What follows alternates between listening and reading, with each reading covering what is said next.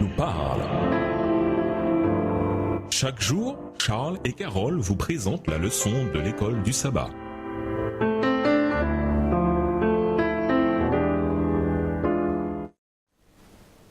Bienvenue dans votre émission. Dieu nous parle. Nous voilà à la leçon 7, le Saint-Esprit et le fruit de l'Esprit. Étude de la semaine, Jean 15, les versets 1 à 11, Galates 5, le verset 22, 1 Corinthiens 13, Romains 14, le verset 17, Éphésiens 5, le verset 9, Matthieu 5, le verset 5. Verset à mémoriser. Quant au fruit de l'esprit, c'est amour, joie, paix, patience, bonté, bienveillance, foi, douceur, maîtrise de soi. Aucune loi n'est contre de telles choses. Galates 5, les versets 22 et 23. Le fruit de l'Esprit est l'essence véritable de la vie chrétienne. L'apôtre Paul fait la liste de 9 aspects différents de ce fruit. Mais il s'agit néanmoins d'un seul fruit et on doit le prendre dans sa globalité.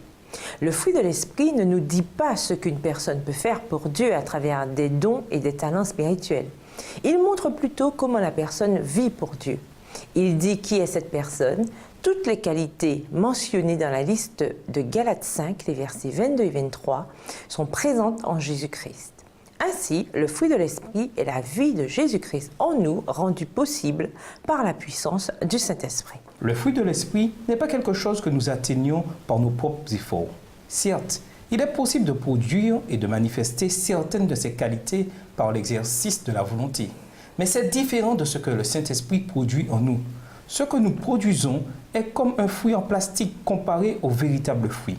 Les fruits en plastique sont artificiels.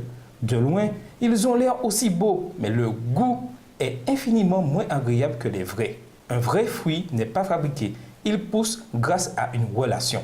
Quand le Saint-Esprit nous connecte à Jésus, à travers sa parole écrite, son caractère commence à se révéler dans nos vies. Et nous vous laissons avec la question du jour. Pour un chrétien, qu'implique le fait de porter le fruit de l'Esprit, la loi de l'amour? Au revoir. Et à demain si Dieu veut. Dieu nous parle. Chaque jour, Charles et Carole vous présentent la leçon de l'école du sabbat.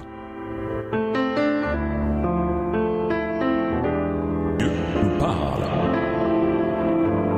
Chaque jour, Charles et Carole vous présentent la leçon de l'école du sabbat.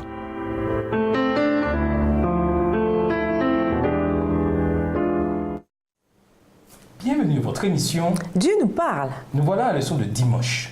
Comment porter du fruit? Lisons Jean 15, versets 1 à 11. Pourquoi le fruit ne peut-il provenir que d'une relation vivante avec Jésus-Christ le cep? Pourquoi demeurer en Jésus est-il si important? Comment demeurer en lui? Jean 15, versets 1 à 11, « Je suis le vrai cep et mon Père est le vigneron. Tout sarment qui est en moi et qui ne porte pas de fruit, il le retranche. Et tout sarment qui porte du fruit, il l'émonde afin qu'il porte encore plus de fruits. Déjà vous êtes purs à cause de la parole que je vous ai annoncée. Demeurez en moi et je demeurerai en vous. Comme le sarment ne peut de lui-même porter du fruit s'il ne demeure attaché au cep, ainsi vous ne le pouvez non plus si vous ne demeurez en moi. Je suis le cep, vous êtes les sarments. Celui qui demeure en moi et en qui je demeure porte beaucoup de fruits, car sans moi, vous ne pouvez rien faire. » Verset 6. Si quelqu'un ne demeure pas en moi, il est jeté dehors comme le sarment et il sèche. Puis on ramasse les sarments, on les jette au feu et ils brûlent. Si vous demeurez en moi et que mes paroles demeurent en vous, demandez ce que vous voudrez et cela vous sera accordé. Si vous portez beaucoup de fruits, c'est ainsi que mon Père sera glorifié et que vous serez mes disciples. Comme le Père m'a aimé, je vous ai aussi aimé. Demeurez dans mon amour. Si vous gardez mes commandements, vous demeurerez dans mon amour, de même que j'ai gardé les commandements de mon Père et que je demeure dans son amour. Je vous ai dit ces choses afin que ma joie soit en vous et que votre joie soit parfaite. Le premier secret pour porter du fruit authentique, c'est de demeurer en Christ. Sans Christ, nous ne pouvons produire d'authentiques fruits spirituels. Le fruit de l'Esprit ne nous est pas imposé de l'extérieur, mais il est le résultat de la vie de Christ en nous. Dans Jean 15, versets 1 à 11, Jésus nous dit que porter du fruit est la conséquence de la vie de Christ, le cep, qui coule dans les sarments que sont les croyants. La croissance du fruit, c'est l'œuvre de Dieu à travers Jésus-Christ. La responsabilité du croyant consiste à demeurer en Christ.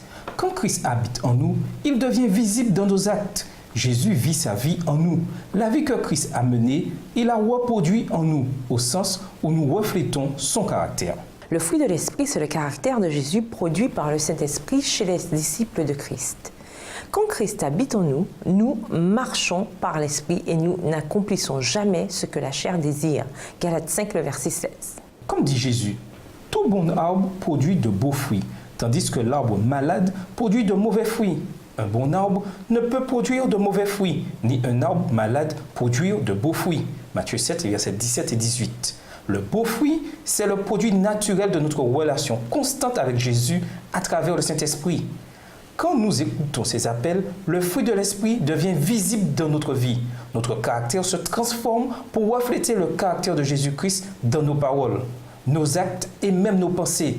Le Saint-Esprit nous donne le pouvoir de vivre victorieusement et de développer les vertus caractéristiques de ceux qui sont les enfants de Dieu. Dans 2 Timothée 3, le verset 5, l'apôtre Paul décrit des gens qui agissent de manière pieuse, mais qui rejettent en fait la puissance qui pourrait les rendre saints.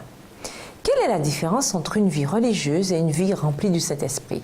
Comment savoir quel genre de vie nous menons personnellement? Et nous vous laissons avec la question du jour. Pourquoi est-il si dangereux de nous appuyer sur nous-mêmes pour changer notre vie au lieu de céder à l'influence de l'Esprit? Manquez-vous ou votre Église manque-t-elle de certains fruits de l'Esprit? Au revoir. Et à demain si Dieu veut. Dieu nous parle. Chaque jour, Charles et Carole vous présentent la leçon de l'école du sabbat. Dieu nous parle. Chaque jour, Charles et Carole vous présentent la leçon de l'école du sabbat.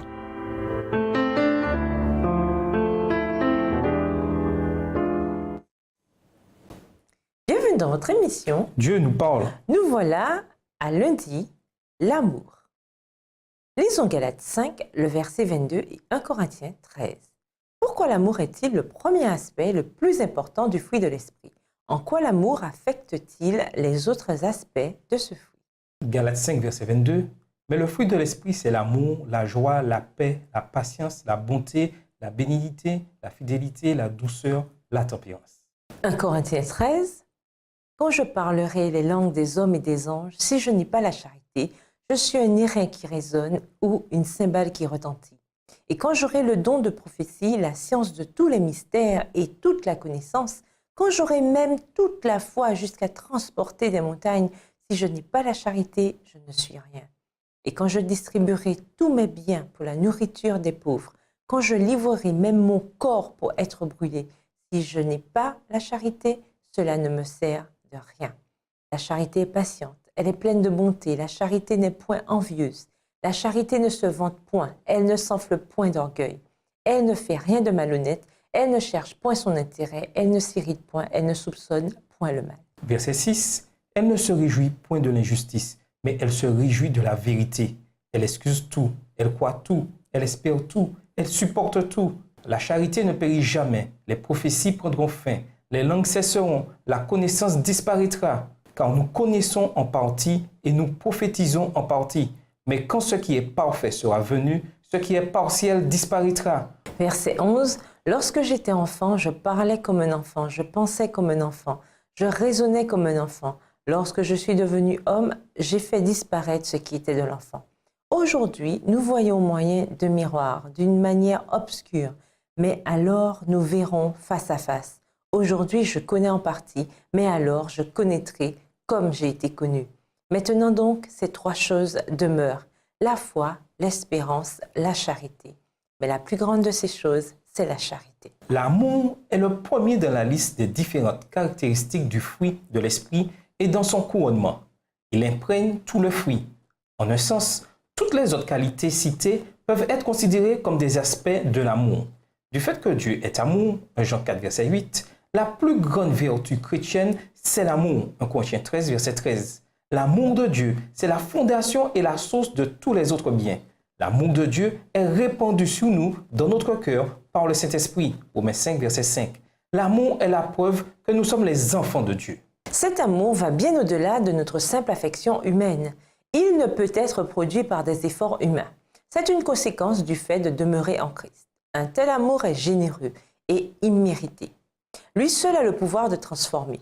Dans sa tendre mais puissante nature, l'amour divin amène le pécheur à la repentance et éveille en lui le désir d'autre chose de plus excellent.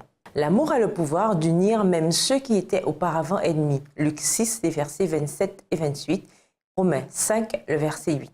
Ainsi, en voyant l'amour que nous avons les uns pour les autres, le monde saura que les chrétiens sont bien les disciples de Jésus-Christ. Jean 13, verset 35.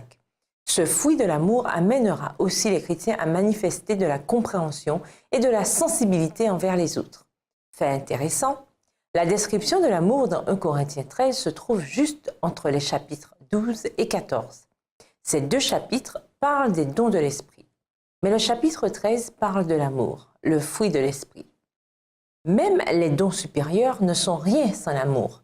Les dons de l'esprit, sans le fruit de l'esprit, sont sans force et ne produisent pas la bénédiction voulue par Dieu.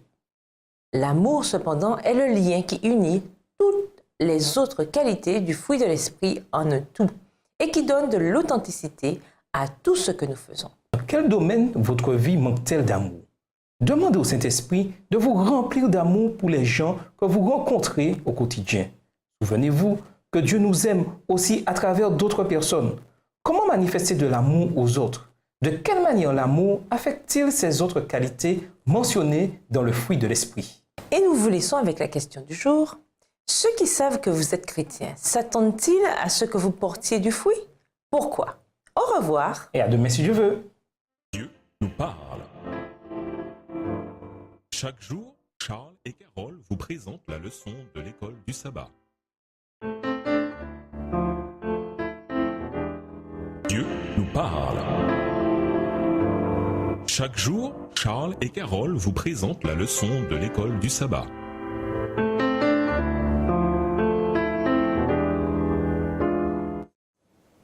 Bienvenue à votre émission. Dieu nous parle. Voilà la leçon de mardi. Joie, paix, patience. Romains 14, verset 17 dit, en effet, le royaume de Dieu, ce n'est pas le manger et le boire, mais la justice, la paix et la joie par l'Esprit Saint.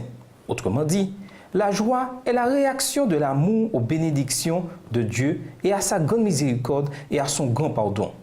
La joie humaine est centrée sur les choses terrestres et elle est affectée par les circonstances. La joie enracinée dans le fruit de l'esprit, quant à elle, est dirigée vers Dieu et ce qu'il a fait pour nous.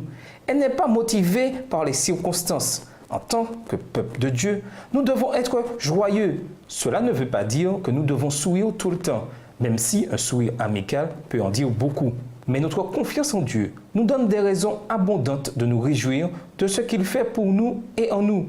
La joie spirituelle est la conséquence d'une foi active. Lisons Jean 14, verset 27, ainsi que Romains 4, le verset 17. En quoi la paix est-elle liée à l'œuvre du Saint-Esprit? Jean 14, verset 27. Je vous laisse la paix, je vous donne ma paix. Je ne vous donne pas comme le monde donne, que votre cœur ne se trouble point et ne s'alarme point. Romains 4, le verset 17. Je t'ai établi Père d'un grand nombre de nations. Il est notre Père devant celui auquel il a cru, Dieu, qui donne la vie aux morts et qui appelle les choses qui ne sont point comme si elles étaient. La paix est plus durable que la joie. Quand nous sommes justifiés par la foi, nous avons la paix en notre Seigneur Jésus-Christ. Romains 5, verset 1. Quand nous sommes en paix avec Dieu, le Saint-Esprit nous amène à être paisibles et patients envers les autres. Le Dieu de paix est avec nous. Philippiens 4, verset 9, par l'intermédiaire du Saint-Esprit. Ainsi, nous ne sommes ni querelleurs, ni vindicatifs. À la place, nous cherchons à vivre aussi paisiblement que possible avec tous. Romains 12, verset 18. Lisons 2 Pierre 3, le verset 9. En quoi la patience reflète-t-elle le caractère de Dieu? 2 Pierre 3, verset 9.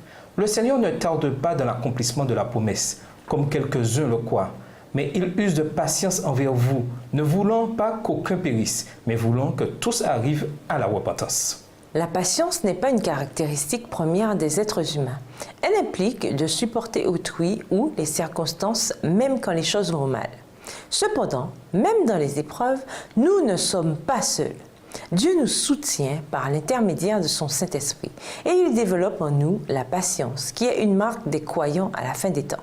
Apocalypse 14, verset 12. Seuls ceux qui visent un but qui en vaut la peine peuvent être patients. La joie, la paix et la patience. Quelle proportion de ce fruit vivez-vous dans votre vie? Dans lequel de ces domaines avez-vous besoin que Dieu agisse encore en vous? Et nous vous laissons avec la question du jour. Qu'est-ce qui dans votre vie a besoin d'être émondé? Au revoir. Et à demain si Dieu veut. Dieu nous parle. Chaque jour, Charles et Carole vous présentent la leçon de l'école du sabbat.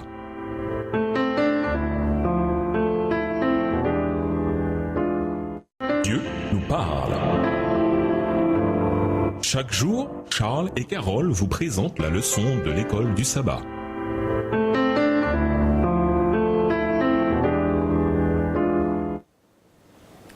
Bienvenue dans votre émission. Dieu nous parle. Nous voilà à mercredi. Bonté, bienveillance et fidélité.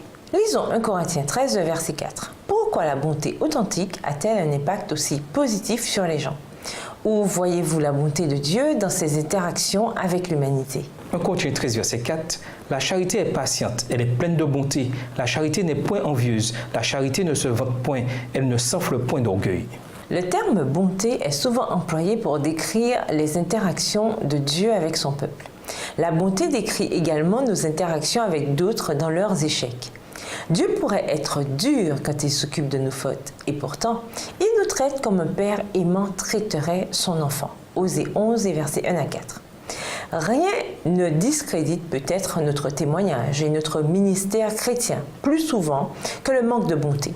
Cela ne coûte rien d'être bon, mais cela peut ouvrir la porte du cœur de l'autre. Peu importe combien nous devons être fermes dans leurs reproches, nous n'avons pas à être méchants dans nos interactions avec les autres, quelles que soient leurs fautes et leurs problèmes. Réprimander avec bonté est peut-être le plus grand signe de noblesse de caractère. Lisons Éphésiens 5, verset 9. Qu'est-ce qui est associé à la bienveillance dans ce passage? Éphésiens 5, le verset 9, « Car le fruit de la lumière consiste en toutes sortes de bonté, de justice et de vérité. » La bienveillance, c'est l'amour en action. La bienveillance qui grandit comme le fruit de l'esprit comprend également des œuvres et des actes de bienveillance.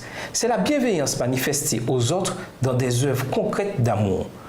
Quand le Saint-Esprit vit en nous, nous manifestons de la bienveillance envers les gens que nous rencontrons. Lisons Galates 5, verset 22. Pourquoi est-il important d'être confiant et fidèle dans notre marche chrétienne avec Dieu?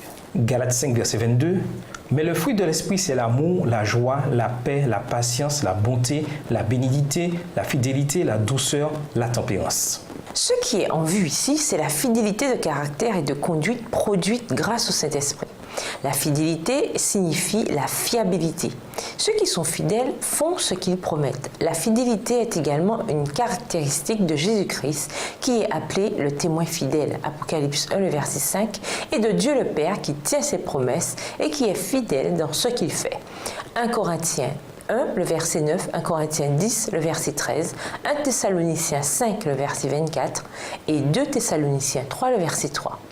En étant fidèles, nous reflétons l'image de Dieu. Ce qui compte devant Dieu, ce ne sont pas les résultats importants obtenus, mais les mobiles qui sont à la base de nos actes. Il apprécie davantage la bonté et la fidélité apportées dans l'œuvre accomplie que l'étendue même de cette œuvre. Et nous vous laissons à cette question de réflexion. Peut-on manifester le fruit de l'esprit sans une relation avec Dieu? Expliquez. Au revoir. Et à demain si Dieu veut. Dieu nous parle. Chaque jour, Charles et Carole vous présentent la leçon de l'école du sabbat.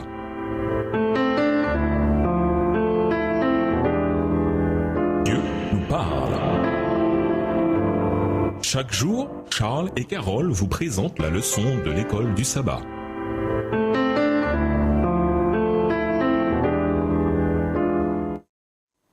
Bienvenue dans votre émission. Dieu nous parle. Voilà la leçon de jeudi. Douceur et maîtrise de soi. Lisons Galates 5, verset 23 et Matthieu 5, verset 5. Pourquoi l'humilité ou la douceur sont-elles si importantes pour être un chef à l'image de Christ? Galates 5, le verset 23.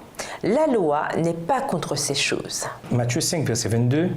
Mais moi, je vous dis que quiconque se met en colère contre son frère mérite d'être puni par les juges, que celui qui dira à son frère raca mérite d'être puni par le Sanhédrin, et que celui qui lui dira insensé mérite d'être puni par le feu de la géhenne. Douceur ou humilité n'est pas faiblesse. Il ne s'agit pas de lâcheté ou de manque de qualité de leader, au contraire. Moïse a été appelé l'homme le plus humble de la terre, Nombre 12, verset 3, et pourtant, c'était un dirigeant puissant pour le peuple de Dieu. Les gens humbles ne sont pas vantards, querelleurs ou agressifs. À la place, ils servent d'un esprit doux.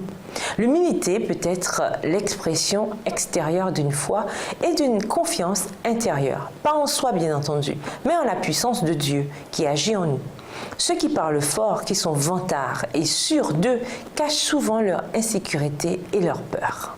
Lisons Galates 5, verset 23 et Proverbe 16, verset 32. À quelle déconvenue s'expose-t-on quand on manque de maîtrise de soi? Quelle bénédiction gagne-t-on à se maîtriser?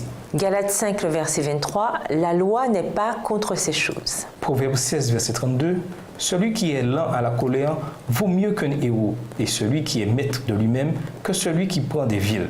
Le dernier aspect du fruit de l'esprit, c'est la tempérance ou maîtrise de soi. Nous sommes tous concernés ici, car qui n'a pas de difficulté dans un domaine ou un autre avec la maîtrise de soi? Avant de pouvoir régner sur une ville, une communauté ou une église, on doit être capable de contrôler son propre esprit. La véritable tempérance, c'est le contrôle, non seulement sur ce que nous mangeons et buvons, mais sur chaque domaine de la vie. Tous les aspects mentionnés ci-dessus font partie d'un seul fruit de l'esprit. Quand la Bible décrit l'œuvre de Dieu dans nos vies, les aspects éthiques de la sainteté ont la priorité sur les dons charismatiques. Être semblable à Christ dans toutes ses facettes, voilà ce qui compte vraiment dans la vie du croyant. Du fait que le fruit de l'esprit est la marque distinctive de tous les croyants de partout, il produit une unité visible dans son Église. Pensez à des domaines de votre vie dans lesquels vous devriez vous maîtriser davantage. Peut-être vous maîtrisez-vous dans un domaine, mais moins dans un autre. Pourquoi est-il si important d'avoir, par la puissance de Dieu, la maîtrise dans tous les domaines? Préparez votre réponse pour sabbat. Et nous vous laissons à cette question de réflexion. En quoi l'absence du fruit de l'esprit témoigne-t-elle du déclin spirituel? Au revoir. Et à demain si Dieu veut. Dieu nous parle. Chaque jour, Charles et Carole vous présentent la leçon de l'école du sabbat. Dieu nous parle. Chaque jour, Charles et Carole vous présentent la leçon de l'école du sabbat.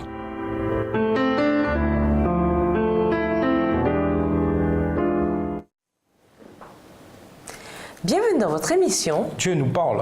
Nous voilà au vendredi. Pour aller plus loin. En langage moderne, on pourrait exprimer le passage de Galates 5, les versets 22 et 23 de cette manière. Le fruit de l'esprit est une disposition affectueuse, aimable, un esprit radieux et un tempérament enthousiaste, un esprit tranquille et une attitude paisible, une patience indulgente dans les circonstances difficiles ou face à des gens pénibles, une perspicacité compatissante et une serviabilité pleine de tact, un jugement généreux et une charité pleine de grandeur d'âme, une loyauté et une fiabilité en toutes circonstances, une humilité qui s'oublie soi-même dans la joie des autres, en toute chose maître de soi, ce qui est la marque finale de la perfection. Voilà le genre de caractère qui est le fruit de l'esprit. Tout est dans le mot fruit. Ce n'est pas en s'efforçant, mais en demeurant. Ce n'est pas en s'inquiétant, mais en faisant confiance. Pas des œuvres, mais de la foi. Si l'amour de la vérité réside dans votre cœur, vous parlerez selon la vérité. Vous parlerez de l'espérance bénie qui est votre en Jésus. Si l'amour habite votre cœur, vous chercherez à établir et à édifier votre frère dans la très sainte foi. Si un mot s'échappe qui porte tort au caractère de votre ami ou frère, n'encouragez pas cette médisance. C'est là l'œuvre de l'ennemi. Rappelez gentiment à votre interlocuteur que la parole de Dieu interdit une conversation de cette nature. À méditer. En classe, évoquez la dernière question de l'étude de jeudi concernant la nécessité de se maîtriser. Pourquoi, si nous sommes sauvés par grâce, la victoire sur le péché est-elle si importante? Après tout, l'évangile, c'est bien le pardon des péchés, non? En même temps, pensez au caractère de Judas et à ce que le péché de convoitise a fait de lui. Que nous apprend cet exemple sur la nécessité de la victoire? De même, en quoi cette déclaration d'Ellen G. White éclaire-t-elle la question de la nécessité de la victoire? Un seul travers, un seul mauvais désir conservé obstinément neutralise à la longue toute la puissance de l'Évangile. Pourquoi le fruit de l'esprit est-il plus important que n'importe quel don de l'esprit? Lisez à haute voix 1 Corinthiens 13, verset 1 en classe et parlez de sa signification. Pourquoi Paul insiste-t-il autant sur la nécessité d'aimer? Comment apprendre à aimer de la manière dont Paul parle ici? Pourquoi la mort à soi-même et le fait de demeurer en Christ sont-ils si cruciaux, en particulier si nous voulons aimer ceux que nous n'aimons vraiment pas? Pour conclure, le fruit de l'esprit est le produit de l'amour de Dieu. Cet amour est exemplifié dans une variété de façons étroitement liées et agissant de concert. L'abnégation produit le fruit de l'esprit, lequel reflète le sacrifice du Christ sur la croix. Ce n'est pas par nos efforts de plaire à Dieu que ce fruit sera révélé, mais par l'œuvre du Saint-Esprit en nous. Notre expérience spirituelle s'exprime par le désir d'avoir une relation avec Dieu et de refléter le Christ dans tout ce que nous faisons. C'est en développant cette relation que nous sentirons et manifesterons l'amour de Dieu. Alors que nous sommes branchés sur le Christ, la vigne, nous produirons le fruit de l'esprit. Dans notre relation avec Dieu, notre maître jardinier, nos parties mortes sont émondées afin que notre fruit puisse croître sans contrainte. Même nos bonnes branches, qui sont parfois émondées, favorisent une croissance spirituelle accrue. Nos décisions délibérées permettent la production de fruits provenant de l'arbre divin.